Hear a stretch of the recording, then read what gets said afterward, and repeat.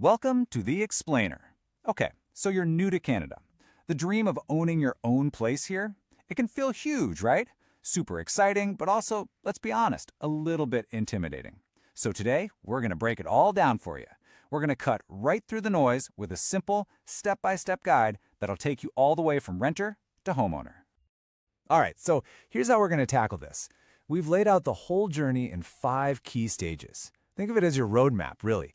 From asking that very first big question, all the way to finally getting those keys in your hand. So let's jump right in at the beginning.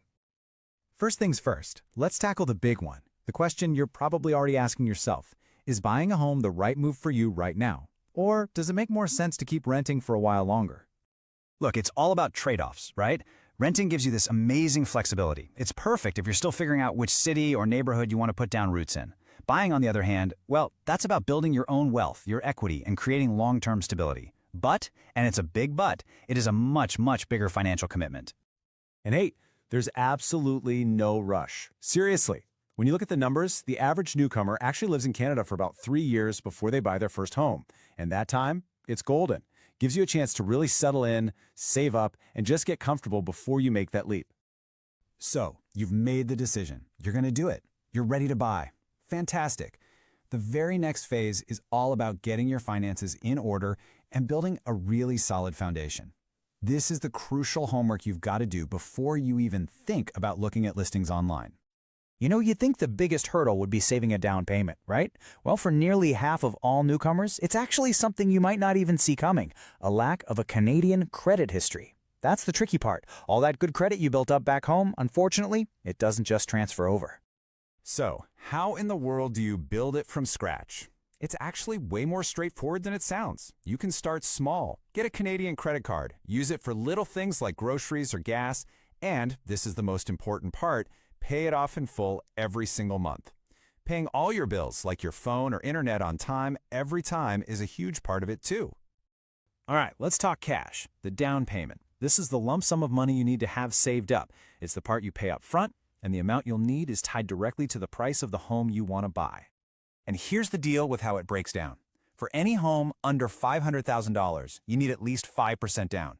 Now, if the home is between $500K and $1 million, it's 5% on that first $500,000 and then 10% on the amount above that.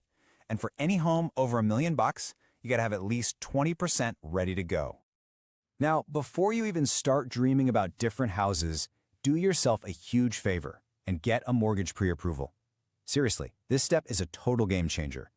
It's basically a lender telling you, yep, based on your finances, here's the maximum amount we'll lend you. It shows sellers you're serious and stops you from falling in love with a place you can't afford. Okay, here's a little heads up on something that catches a lot of first-time buyers by surprise. Closing costs. You need to budget for these on top of your down payment. Plan for an extra 2 to 4% of the home's price to cover things you can't avoid, like legal fees and land transfer taxes. But the great news is, you are absolutely not in this alone. You don't have to figure all this out by yourself. So let's talk about putting together your professional team, the experts who are going to have your back every step of the way. Think of it like assembling your own personal A-team. You'll need a great real estate agent who knows the local market inside and out. You'll need a mortgage specialist to hunt down the best financing for you, and you'll need a real estate lawyer or a notary to handle all the legal stuff and make sure the deal closes smoothly.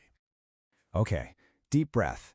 Your money's sorted, you've got your team. Now for the really fun part. It's time to actually start looking for your new home and get ready to make an offer. Before you fall in love with a house, you need to fall in love with the neighborhood. Think about your real life, day to day. How's the commute? Are there good schools nearby? What about public transit? And don't forget to look for things that make you feel at home, like community centers or cultural hubs. So you found the place. Amazing. Now comes the negotiation dance. It's usually a bit of a back and forth. You submit your offer, the seller might come back with a counteroffer, and your agent will negotiate on your behalf until, fingers crossed, you land on a price and terms that everyone agrees on. Okay, listen up, because this is probably the single most important piece of advice I can give you. Never skip the home inspection. Always make your offer conditional on one. Think of it like an insurance policy. A good inspector will crawl around and find any potential disasters, like a bad roof or plumbing issues, that could end up costing you a fortune down the road. Yes, your offer was accepted. You are so close. Let's walk through this final stage, closing the deal, and officially stepping into your new life as a Canadian homeowner. Closing day sounds super formal, but really, it's just the day you meet with your lawyer, sign the last bits of paperwork, they transfer the funds, and then you get the keys. It's the moment it all becomes real. But here's the thing, getting the keys isn't the finish line, it's actually the starting line. Being a homeowner means budgeting for your regular mortgage payments, for property taxes, for utilities, and yep, for setting aside a little emergency fund for when things, inevitably break.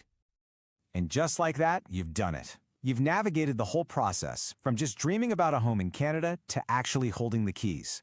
The journey to get here was about paperwork and finances for sure, but the journey that starts now, that's all about turning these four walls into your home. Congratulations and welcome.